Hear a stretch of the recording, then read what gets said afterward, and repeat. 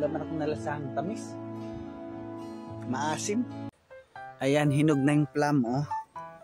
Oh, ito yung plum talaga, oh. Hinog na siya, oh. Tingnan nyo, oh. Daming bunga. Hinog na talaga siya. Oh, ano bang lasa nito? Kapag ganito na, tingnan natin. Tikman natin kung gaano. Kung anong lasa. Matamis ba talaga o talaga maasim, or mas lamang ang tamis, or mas lamang ang asim. Ayan, oh. Ang dami naglaglagan, no? Kita nyo naman, no?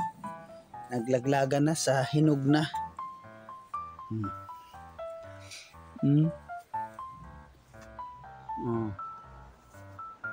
Tingnan nyo. Bulig-bulig yung bunga, oh. Titikman natin kung matamis. Kuha tayo ng isa.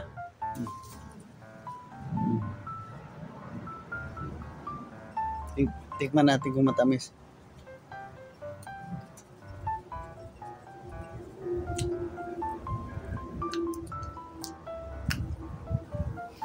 Sobrang asim.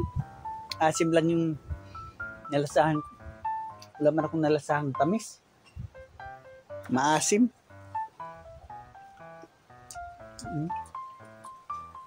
Hindi ko lang sa ibang puno kung ganito ba ang lasa. Titikim pa tayo ng isa. Ito medyo malaki. Kung talaga bang maasim.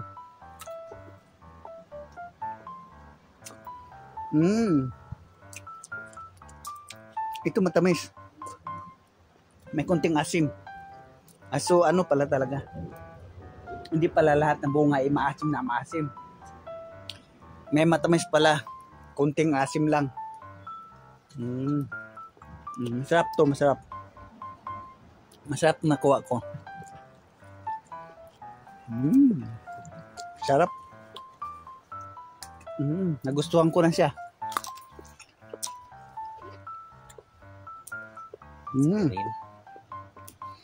Sarap. Some napaka asim, pero ito naman mas lamang yung tamis kaysa sa asim.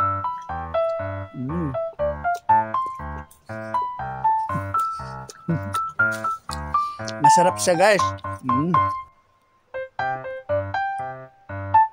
Yan, oh, ganito ang itsura niya pag nahinog. Ayan, oh, daming naglaglagan. Daming bunga. Walang pumapansin. Sa Pilipinas to, ubos na to. Tingnan nyo nga, oh, napakadaming bunga. Sa Pilipinas to, matagal na itong ubos. Ibang plum to kasi to. Ano, ito talaga ang totoong plum. Iba yung cherry plum. Ayan, oh. Ito yung ginagawa ng Slivovici, yung alcohol nila dito. Na 70% alcohol.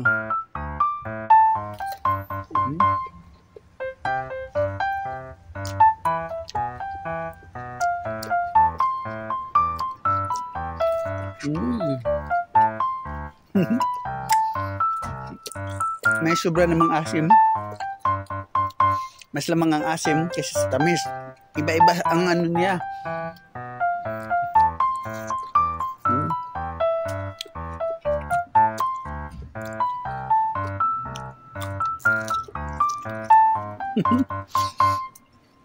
Hindi ko kinakain yung balat.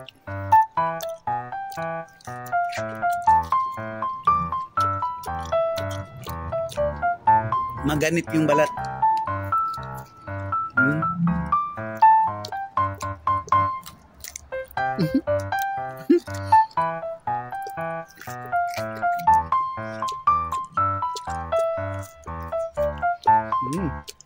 Yun lang, sarap. Nasarap na maasim.